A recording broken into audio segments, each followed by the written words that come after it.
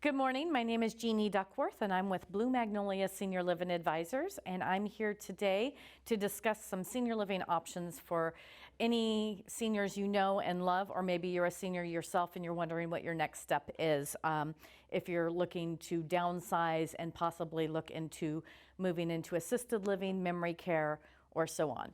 So normally I'm in front of case managers and social workers at hospitals and rehabs, and I meet with them daily. And discuss with them patients that have been coming back and forth to the hospitals, and they are concerned because each time they bounce back to the hospital for an ailment or another, it costs the hospital a lot of money, upwards of $150,000 each time a patient bounces back. So my job is to help provide safe senior living options to the case managers and social workers and make sure that the patient or senior themselves is being safe. So I've been in the industry for a little over 13, almost 14 years. I worked in assisted living, memory care, and independent living for almost 3.5 years. Got promoted very quickly. I would go around from assisted living to assisted living, and I got promoted to an EIO specialist, which is called Excellence in Occupancy. So I would help take buildings that are at 59, 60% and bring them up to 100% within 2.5 to 3 months. After that, I went to work for a very large referral agency, senior referral agency. I worked with them for 9 years. I was one of their top performers. And in December, my husband and I decided we needed a break, and I left the company. Didn't know what we were going to do, and my phone kept ringing. So we said, well, let's start our own company. So we did. We started Blue Magnolia Senior Living Advisors. And we've been doing this since January on our own, but again, I've been in the industry for 14 years. I love what I do. When I was a little girl, my mom would say, if there was a room full of kids and a room full of seniors, I would ignore the children and go straight and sit and talk with the seniors. I still do that to this day.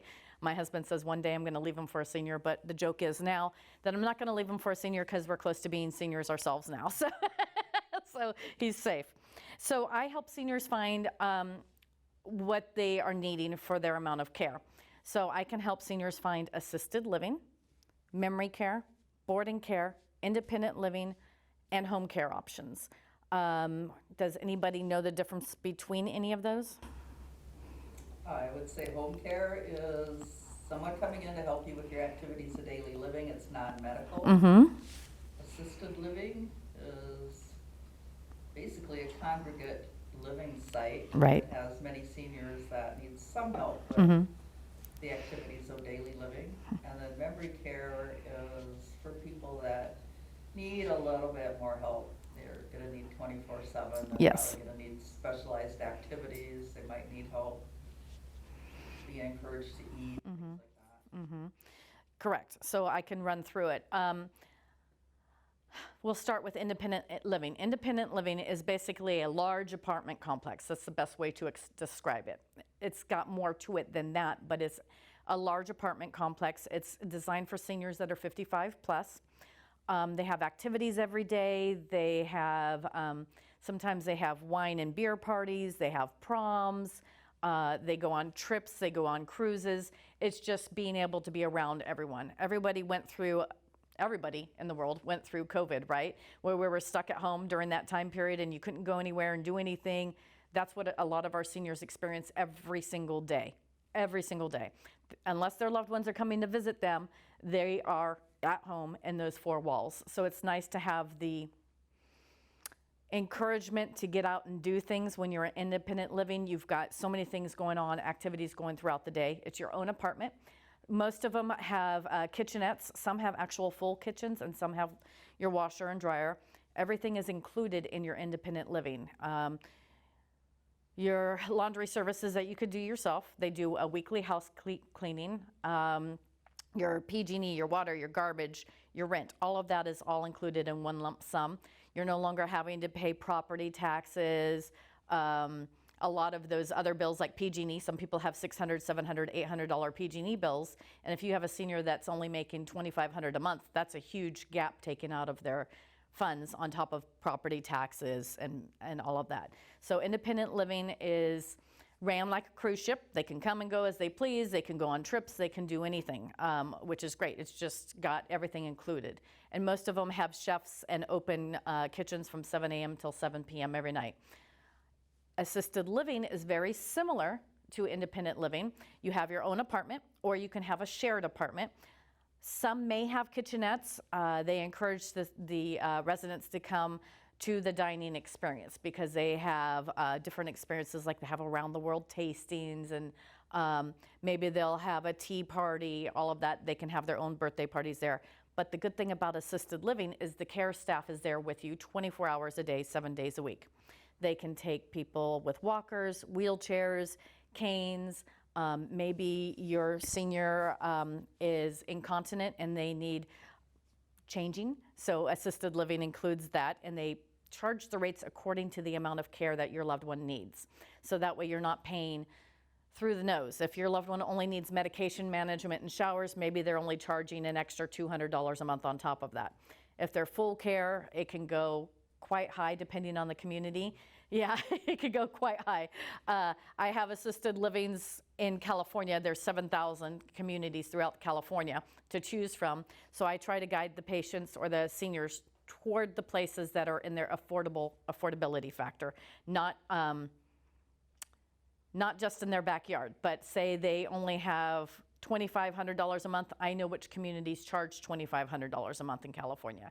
If they have a desire to live in Danville on $2,500 a month, it's not going to happen. So I try and educate the families to let them know where's the best places and best options that are close to them to help them find assisted living options.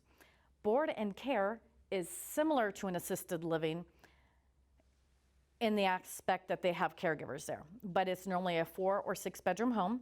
Some are owned by doctors, nurses, hospice workers, and so on, and they have care staff between 1 and 2 that live in the house to make sure that the residents and the seniors get what they need for their activities of daily living and their care. Then memory care is exactly like Susan said. It is designed for patients with Alzheimer's and dementia, and also some traumatic brain injury patients also qualify for that, and some mild cognitive impairment seniors qualify for that as well. That is set up exactly like an assisted living, with the caveat of no stoves or kitchen in their apartment. They can have a private room, or they can have a shared room. It is more cost effective to have a shared room. Most people will tell me, well, my dad, yes, he has Alzheimer's and dementia, but he doesn't want a roommate. Or he's mean, he's not gonna do good with a roommate.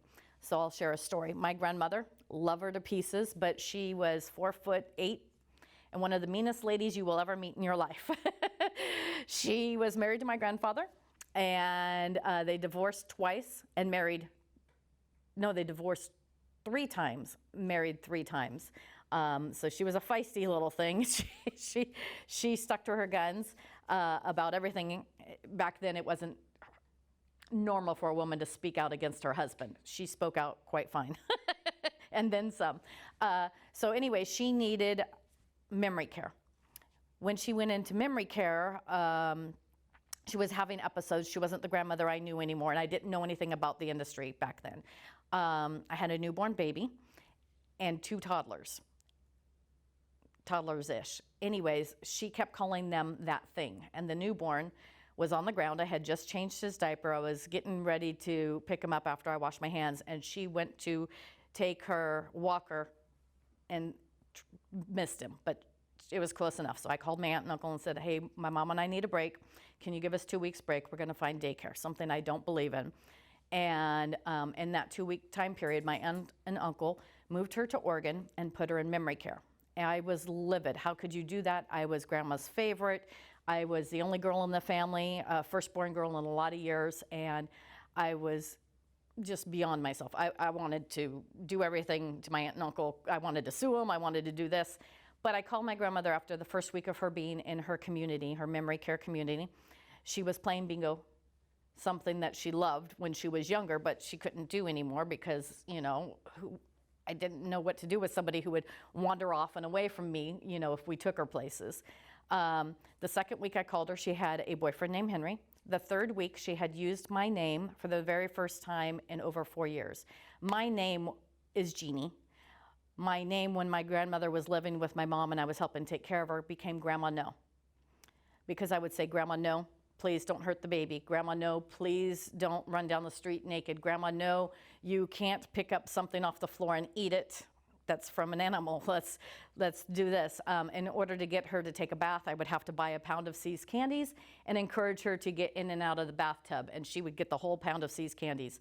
People with Alzheimer's and dementia have a majority of them have an aversion to water. We don't know what it is yet, but they have an aversion to water. So when she moved into the memory care and she used my name for the first time when I called after 3 weeks, she told the attendant, oh, that's my granddaughter Jeannie. She has long blonde hair. She's got hazel eyes. She sings and she belongs to the CB Club and her handle is it was Little Flirt. I was blown away. She actually did phenomenal in the memory care and lived 8 years with her roommate because they didn't have a private room. My grandmother had FOMO. If the roommate was going to go do something, my grandmother had to go do it. So they tend to do really well if they have a roommate because they have the fear of missing out of what somebody else is doing. Oh, hey Betty, we're gonna go here. Do you wanna see if Carol wants to go? Which was my grandmother's name, and Betty would convince my grandmother all the time to go do it. So it was kind of nice. And for her to live 8 years in a memory care was great, because back then a lot of times, this is almost 20 years ago, they didn't live as long with dementia as they do now because they've got all the medications to help them. So we did assisted living, we did boarding care, memory care, and independent living. So how do we pay for these things? That's what everybody asks me. There's a lot of things that can help you. First and foremost, there are some people that are on Medi-Cal or have incomes below $2,000 and they didn't save money. It's the baby boomers generation. They didn't tend to save. They thought they were gonna, they thought they were gonna beat the world, right? So there is a Medi-Cal assisted living waiver program that can help seniors, but it's not available in Calaveras or Tuolumne counties. It is available in San Joaquin, Sacramento, Fresno, and in the Bay Area. But you can apply for that. Your loved one can apply for that. First, they need to be on Medi-Cal for their medical, and then after they get that, then they could apply for the Medi-Cal waiver program. Per my knowledge, the Medi-Cal waiver program is about a 2-year wait list right now. But there are some ins and outs to that. If your loved one has been bouncing back and forth to the hospital, or if they're in the rehab for their 3rd or 4th time, the rehab and the hospital can get them to the top of the list to get them moved in. The Medi-Cal waiver program covers anybody that has applied for it. Some patients are left with $37 a month, some patients are left with $42 a month, and some patients have a share of cost because depending on the area. In San Francisco, somebody who's on Medi-Cal in San Francisco, they still have roughly $3,000 a month to spend. If they can't afford to live in San Francisco at that $3,000 a month, which they can't, then I can help them find something inland through the Central Valley. I have communities as low as $2,200 a month that I could refer to. Otherwise, they would apply for the Medi-Cal program and get a room there. Also, your veterans, they can get assisted living and memory care through the CalVet homes. I think there's 6 or 7 total throughout California, and certain homes in certain cities take care of certain ailments. So if they have memory care issues, they wouldn't necessarily go to our backyard. They might end up in Yountsville, they might be in Barstow, they might be in Fresno. It just depends on what that CalVet home covers, and that is covered through the VA as a thanks to their service. So those are for the low-income ones. A veteran and his spouse could be eligible for Veterans Aid and Attendance. The veteran only needs to have served during wartime up to 2 days and be receiving a pension, I believe, through the VA. They can receive, as a veteran, up to $2,300 a month on top of their Social Security in order to help pay for their assisted living, memory care, home care, boarding care, and so on. If the veteran passes away, his spouse can receive up to $1,478. It doesn't sound like a lot, but if you're only receiving $1,600 a month, the $1,400 now puts you over the $3,000 threshold, which is nice.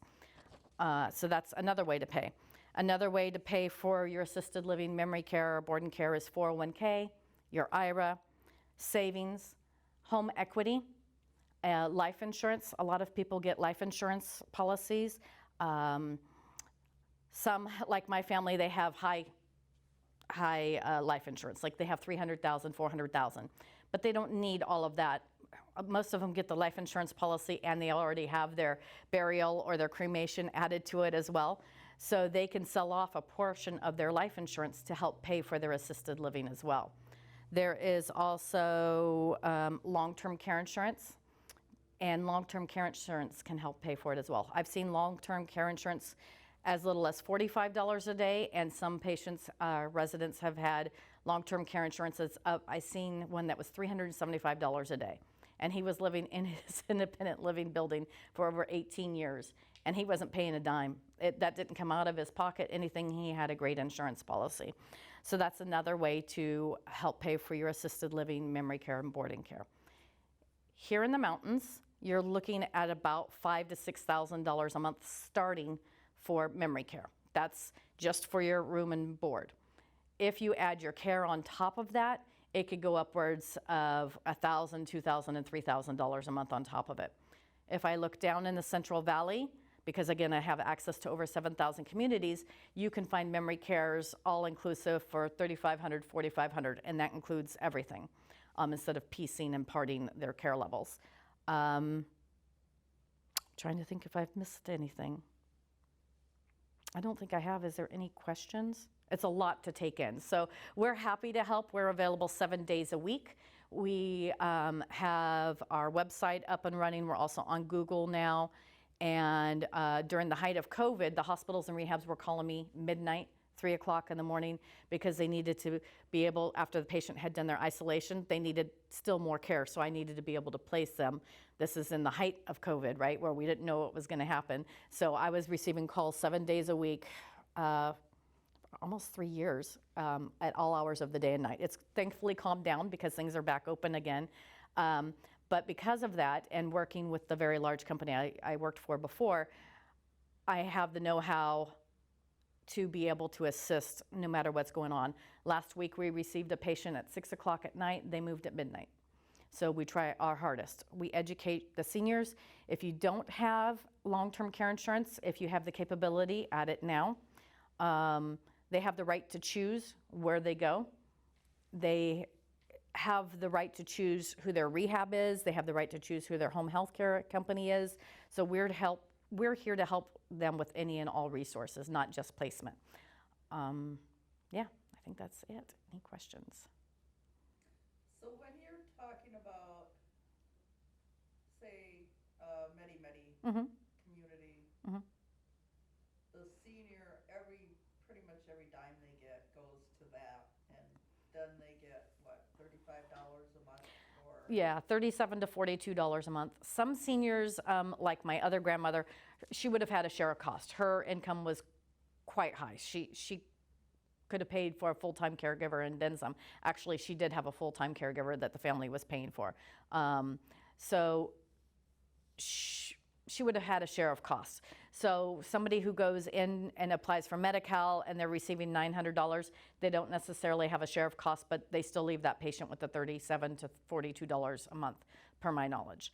A patient who's receiving $6,000 a month, they might have a share of costs that's $4,000. So it just depends. So the majority are left with the smaller amount. The ones that have the higher incomes, then they have a share of cost to pay for what they do things. But I will let you know this, those that have a share of cost, I can normally place them for cheaper than what their share of cost is. I had a patient whose share of cost was $6,500 a month. I placed her in a community for $4,000. It was a 5-star community, all the bells and whistles, and she was ecstatic. I did forget another way to pay. Another way to pay is if you are a registered Native American Indian. Per my understanding, the smaller tribes don't receive an allotment from their tribes, but the larger tribes do. Chickasaw, Choctaw, Chichansi. I had one lady, her income was $900 a month in Modesto. And I went through the gamut asking her, you know, what's your budget? How can we afford things? Where's your husband a veteran, et cetera? Finally, I said, are you a registered Native American Indian? She said, yes. Her daughter called the tribe. I said, please call the Chichansi tribe. The daughter called me the next day, and she was hysterically crying. And I'm like, oh my goodness, did they say she doesn't qualify? What's going on? She was crying happy tears because her mom is receiving $5,000 a month through the Chichansi tribe to help her pay for her assisted living community, and she's living in a 5-star community. The Chickasaw tribe, my husband's a registered Chickasaw Indian. I'm Cherokee. I'm not registered, so I'm not available for benefits. But through his tribe on the website, it says that a senior can receive up to $2,500 a month to help pay for their assisted living, memory care, boarding care, and so on. So I forgot that one, so I apologize. So that's a little known payee that nobody really knows about in California or throughout the United States. So I'm here to help with that. Any other questions? Can you talk a little bit about the difference between assisted living and nursing homes? Yes. Nursing homes, I'm in those every single day, all day. They're normally 2 to 3, sometimes 4 patients in a room. They are there for physical therapy, occupational therapy, and speech therapy. They normally get about an hour a day of those therapies. They're very much ran in a medical setting. You can't just walk outside and go for a walk around the block, whereas in assisted living you can.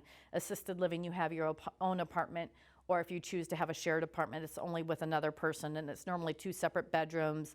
They normally have a shared living room, and they have 2 separate bathrooms. In skilled nursing or rehab or convalescent home, they don't have those options. They are literally doing what the nurses say and do. Even though they can get up and walk on their own, they're encouraged not to because they want to make sure that they're not a fall risk in falling. So they are doing all of the medical and stuff that the hospital needed to open a bed up for, so that's how a patient ends up in convalescent homes. Each convalescent home, my favorite topic and daily topic is, well, my mom broke her hip and they're telling her to go home now. Oh, okay, how long was mom there? 3 days. So their insurance company determines on how long they stay. A lot of people go, well, they're trying to push mom out, they're trying to do this. No.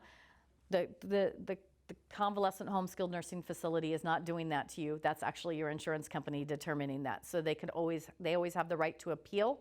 If they're trying to discharge them and you think your mom or dad need more care, you always have the right to appeal, and it buys you a week or 2 if that goes well. As long as your loved one continues to do their physical therapy, occupational therapy, and speech therapy, then they can continue to stay as long as the insurance company approves it.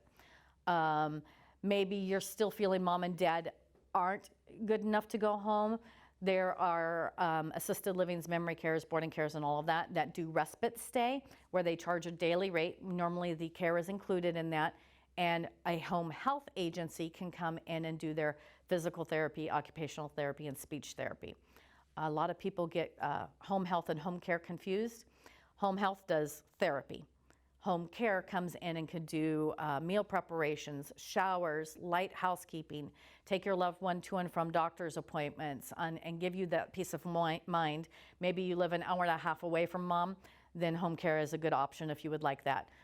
If we were to do cost comparisons, home care can be expensive if you're going 24 hours a day, 7 days a week. I've seen patients pay up to $29,000 a month.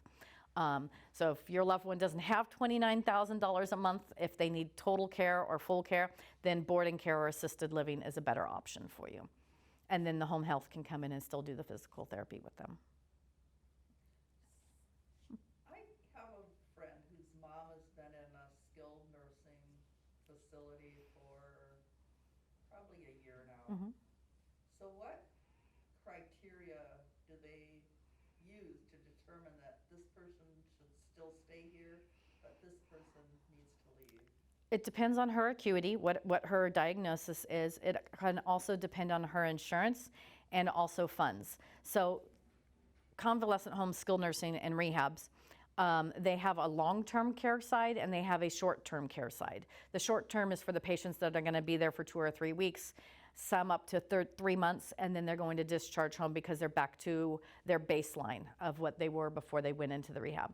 The ones that are there more long-term is because they have an acuity level that needs constant care, or they don't have the funds to get assisted living or memory care and so on. So that's where Medi-Cal steps in again and helps pay for them to stay in a skilled nursing facility. Those are getting very hard to find in California. I field probably a good, I'd say 5 to 10 calls a day just on skilled nursing facilities saying, well, this patient needs long-term, but they don't have room in their facility. They don't have open beds, and the families don't understand that, yes, she's there now, but she's in a short-term bed. That's allotted through the state to say how many short-term patients you can have and how many long-term patients you can have. That's one instance, and I can't remember where I was going with that. Okay. So that's that. So that's why there's a difference there. It is very hard to find. There are some skilled nursing facilities, if your loved one has dementia, that actually have a Alzheimer's dementia side to their community. One of them is Golden, Sonora. And also there's one in Modesto called Modesto Post-Acute, and they will take Medi-Cal and keep mom or dad on the memory care side. So it's, what memory care means is people like to call it a locked facility, which sounds great in theory, but it's not a locked facility because in an emergency, that's not good for anybody. On the doors, there's an egress system in memory care. So when you go to push on the door, it has anywhere from a 10 to 30 second delay. It lets the case managers or the caregivers know that a patient is trying to go out the door. When they do that, they go to the patient or to the senior and say, hey, Mary, let's go work in the garden today, because they know what Mary likes.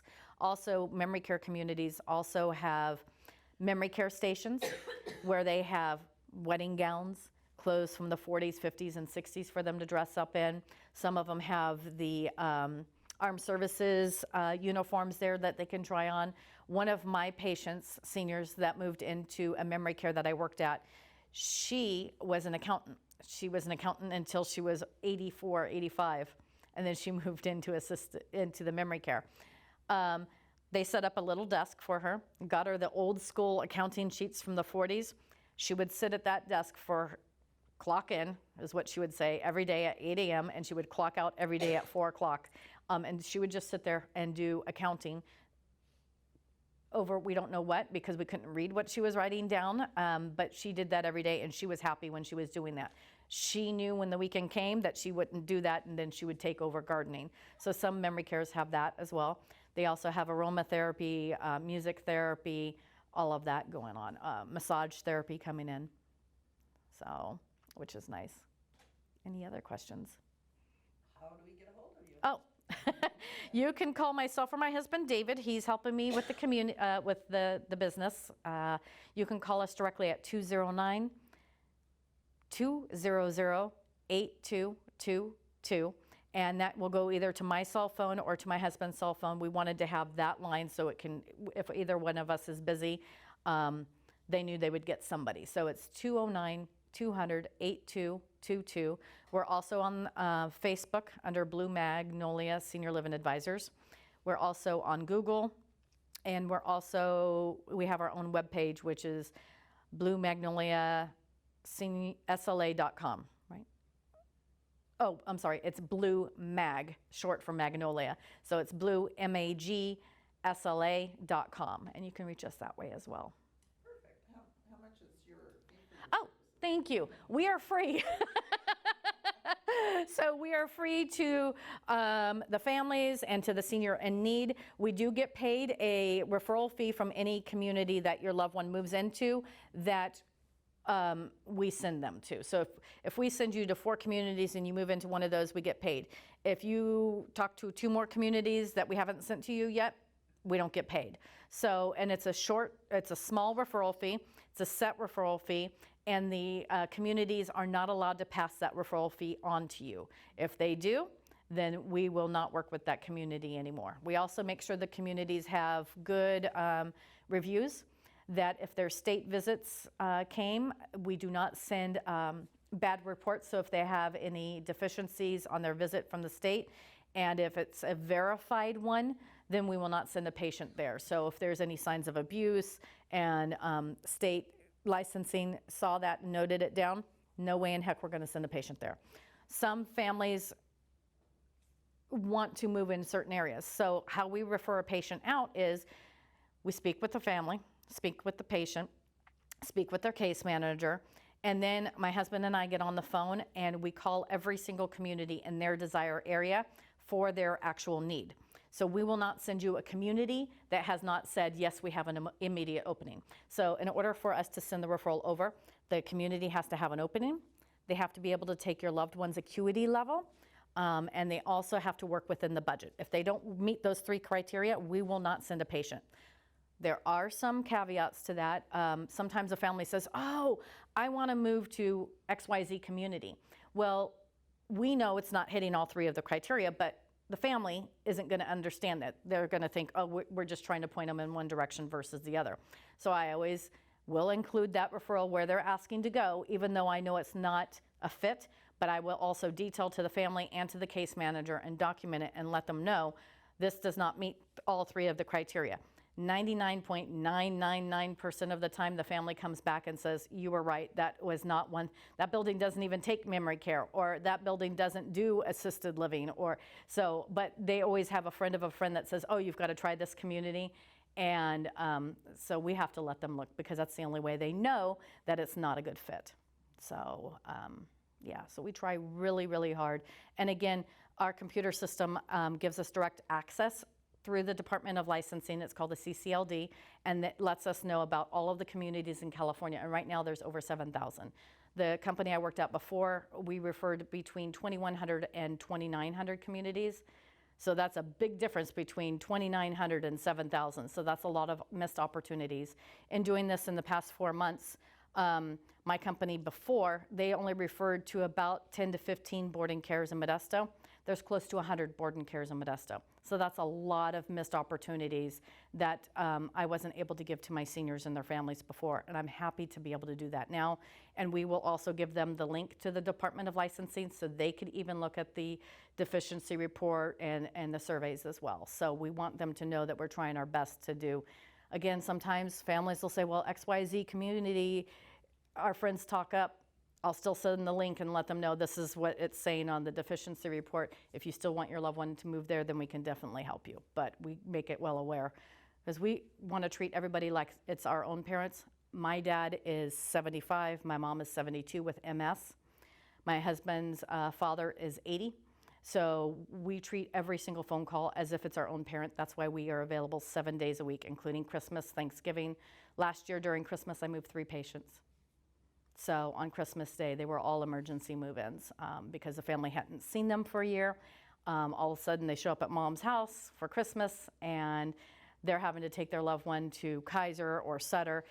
Kaiser and Sutter calls me and says, hey, Jeannie, this is what's going on. And I literally had to move 3 patients on Christmas Day. So we try hard. So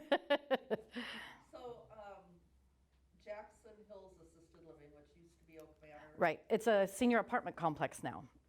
Yeah, that's what I read online. It says that it's a senior apartment complex, and they base the rent on income. So kind of like, but it looked like what I saw online, that they take all ages. Oh, all right. From what I read online. I could be wrong, but I read it on, because you said that that's where we're going next month. Yes. So I looked it up. I'm like, wait a minute, I know that. That was their, community. So I'm very familiar with that building, so I can't wait to go see it and see what it's remodeled as. Oh, me too. Yeah. So the Medicare waiver, does that, you start with the person? Mhm. And that, I was under the impression that there were assisted living communities that had the Medi-Cal waiver. Right, they do. So- But in order to get Medi-Cal waiver program through California, first you have to be a Medi-Cal recipient. So you have to be on Medi-Cal for your medical, et cetera.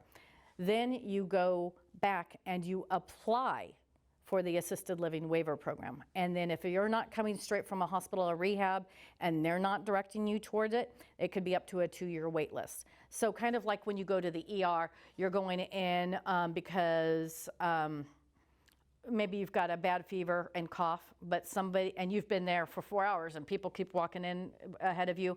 Maybe they've got measles, or maybe they came in with a fall down the stairs through the ambulance. They're gonna take the patients that need them first, and then go down through the list. So that's why the hospitals and rehabs are able to get them to the front of the line for the waiver program, but it is something that they do have to apply for, they do have to be approved for, and then once they are approved for that, they can work with somebody like me, but it's through Medi-Cal approved, and that's all they work on is just straight Medi-Cal patients and placing them. So I have this sheet for you to share with everybody. It's got the links for the Medi-Cal waiver, all the questions and answers link on here, and then also I have the veterans homes on here as well. So, and then I'm leaving you the sheet with about veterans aid and attendance, because again, that's huge. They've got World War I, World War II. For World War II, if your loved one was a merchant marine, they can receive aid and attendance. It's the only war that they can help that with, is merchant marines for just World War II. Korean conflict, Vietnam, the Republic of Vietnam, that's if the veteran was physically there in the Republic of Vietnam during 1961. That's one.